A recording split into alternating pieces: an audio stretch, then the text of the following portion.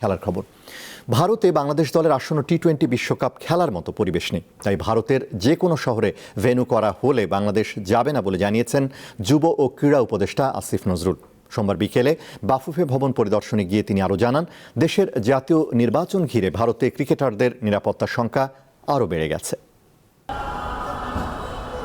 আলোচনায় টি-20 বিশ্বকাপের আগে বাংলাদেশ ক্রিকেট বোর্ড ও আন্তর্জাতিক ক্রিকেট কাউন্সিলের মধ্যে ইমেল চালাচালি। গেল সপ্তাহে নিরাপত্তাকে ইস্যু করে যুব ও ক্রীড়া মন্ত্রণালয় থেকে স্পষ্ট জানিয়ে দেওয়া হয়, ভেন্যু পরিবর্তন না হলে বিশ্বকাপ খেলতে ভারত যাবে না বাংলাদেশ দল। এরপর আইসিসিকে চিঠি দেয় বিসিবি। ফিরতি মেলে ক্রিকেটের সর্বোচ্চ নিয়ন্ত্রক সংস্থা 3টি শর্ত দেয় বিসিবিকে। তাতে বিশ্ব আসরে বাংলাদেশের খেলা কোনোভাবেই সম্ভব নয় বলে সাফ জানালেন যুব ও ক্রীড়া উপদেষ্টা। আইসিসির যে সিকিউরিটি টিম আছে, সিকিউরিটি দায়িত্বে যারা আছে, তারা একটা চিঠি দিয়েছে। সেই চিঠিতে বলা হয়েছে 3টা জিনিস হলে বাংলাদেশ টিমের নিরাপত্তা আশঙ্কা বাড়বে। একটা হচ্ছে বাংলাদেশ টিমে যদি মুস্তাফিজ অন্তর্ভুক্ত হয়। 2 হচ্ছে বাংলাদেশ যে দলের যে সমর্থকরা আছে ওনারা যদি বাংলাদেশের জাতীয় যে জার্সি আছে, আমাদের ন্যাশনাল জার্সি আছে, এটা পরে যদি ঘোরাফেরা করে।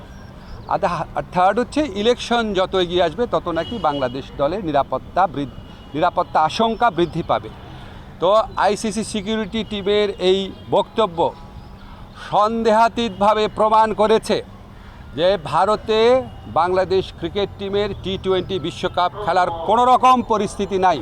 গেল 18 ডিসেম্বর যুব ও ক্রীড়া উপদেষ্টা হিসেবে দায়িত্ব নেওয়ার পর সোমবারই বাফুফে ভবনে যান আসিফ নজরুল। ঝটিকা পরিদর্শনে ফেডারেশনের সভাপতি সহ সহসভাপতি ও অন্যান্য নির্বাহী কমিটির সদস্যদের সাথে বৈঠক করেন তিনি। পরে গণমাধ্যমকে তিনি জানান, দেশের 3টি গুরুত্বপূর্ণ ভেন্যুর মধ্যে শুধু ঢাকা স্টেডিয়ামকেই ফুটবলের জন্য বরাদ্দ দেওয়া হয়েছে। ঢাকা স্টেডিয়াম যেটা আছে এটা সম্পূর্ণভাবে ফুটবলকে দিয়ে দেওয়া, আর অন্যান্য যারা স্পোর্টস আছে ক্রিকেট ছাড়া তাদের আয়োজনের প্রয়োজন হলে সেখানে আয়োজন করবে।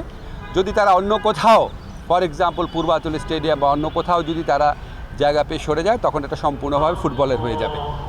এছাড়া সিলেট এবং চিটাগাং এটা আপনার ডেডিকেটেড ওয়েতে ফুটবলকে দিয়ে দেওয়ার সিদ্ধান্ত নিয়েছে আমরা।